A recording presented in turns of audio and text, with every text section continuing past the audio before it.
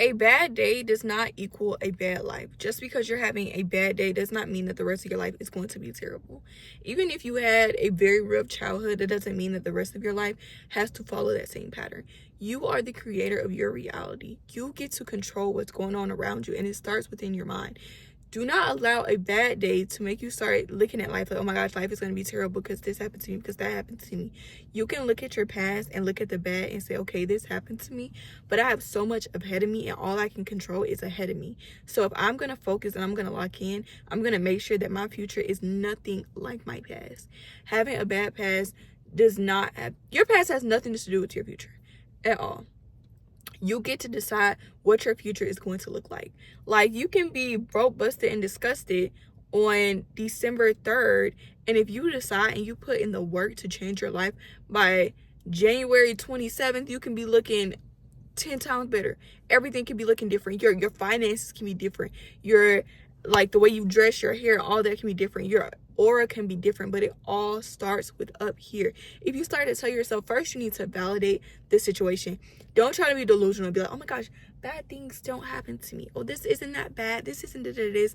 No, don't be delusional. If something rough happened to you, if something bad happened to you, the first thing you need to do is validate it and accept it. Validate your feelings and tell yourself, okay, it's okay for me to feel this way. It's okay for me to be sad and to be frustrated by this, because this was a big thing in my life. I'm feeling a lot of emotions, and it's okay for me to feel my emotions. Feel your emotions. The quicker that you feel your emotions, the quicker you're going to be able to let go, and you're going to be able to move forward. It is going to be very hard to move forward if you're stuck in your feelings, if you're stuck in your emotion. Operating out of emotion is like having a very deep wedgie that you keep trying to pull out, but every time you pull out, you pull out a little bit, and instead of taking the underwear off so there's no wedgie, you can't get a wedgie no more, you just keep the underwear on and you just keep pulling it out and keep pulling it out instead of just eliminating the underwear at all. So don't let your emotions become an annoyed wedgie. Just take them off. Just feel your feelings, feel that wedge, and when it annoys you, take it off and it's over with. That means feel your feelings. If you're frustrated, be frustrated. If you're mad, be mad. If you're sad, cry it out, girl. Cry it out. Feel your feelings. And once you did that, once you validate yourself and tell myself, okay, I'm human. It's okay for me to feel feelings. It's okay for me to be upset. It's okay for me to be frustrated. It's okay for me to be sad.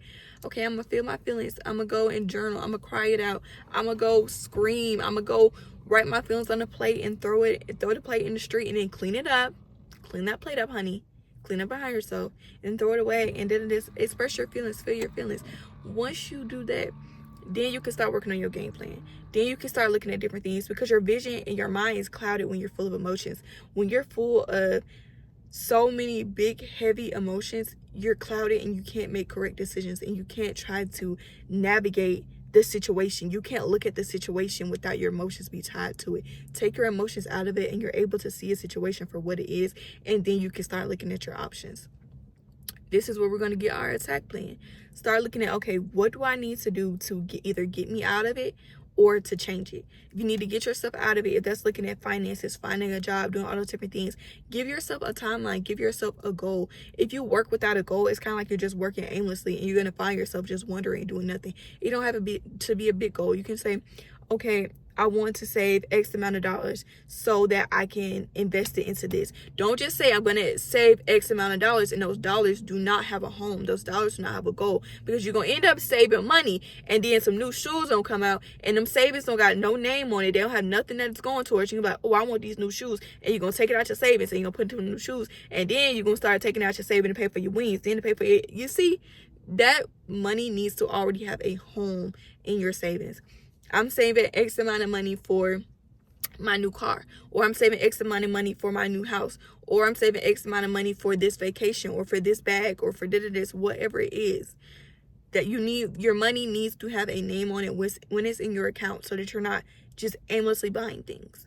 So once you have your goal and set, you're doing all different things, now you can start to figuring out how you're going to get towards that goal. Whether that's getting a new job, pursuing your entrepreneurship, pursuing other things. I don't know. Maybe you want to do multiple things. You want to have a job, a business, and you want to do DoorDash on the side. So then you need to look at how you're going to put your time in, because you still need to eat. You need to take care of yourself. You need to sleep. You cannot sleep on self-care. You can't do much in life if you're burnt out. You need to put in time for sleep, eating, and caring for yourself. That is basically, you really just need to shower and brush your teeth and wash your face. That's the basics. You need to put in time for that, because a lot of people are running on E because they're trying to run so fast. They're not taking care of themselves, and they're not doing these self-care things. But the self-care things are going to help you get to your goal much quicker than burning yourself out. Plus, nobody want to walk around musty, because y'all, like, literally when I was going through like early postpartum, I was so in a rush to do things and try to get some things figured out. I was so musty. And the smell of must just made me feel so dirty, and it made me sadder. Stinking made me sad. So you need to take care of yourself. You need to take a shower. You need to brush your teeth. You need to put on deodorant, for the love of God. Put on deodorant. Take care of yourself while you're going to your goals. So now that we're saying, okay, this feeling, this emotion isn't going to become our life. We've created a goal. We've created our plans. Now you need to act. Act. A lot of y'all create plans and don't be acting on them. And if you need to do baby steps, do baby steps. If you're looking for a job, the first step is going to go, okay, every morning from 8 o'clock to 10 a.m., I'm doing nothing but being on Indeed looking for jobs. I'm filling out applications. I'm editing my resume. I'm creating cover letters. You need to be doing those different things. Put that in. Put those small things in. Don't just write, goal, get a job. And you think, oh, how the job is going to pop up? No, you need to do steps to do those things. You need to do mini steps. So you're going to break down your big goals into smaller goals. So now that you have your goals and you have the things that you're going to do to get you to where you need to be, you can look back and you can see how you just use that big emotion to fuel yourself, to fuel your future, and to fuel what you're going to do. Use big emotions to fuel your goals. Do you not realize when you're angry and when you're sad, there's energy. Feelings are energy. When you're extremely angry, you can turn that anger into something else. You can turn that anger into something useful. And I would get irritated when people would tell me these things when I'm frustrated, but it's really the truth.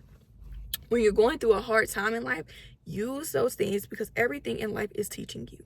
Use those emotions to teach you something and to go towards something, to allow you to not just feel a big emotion, but to feel and learn and grow.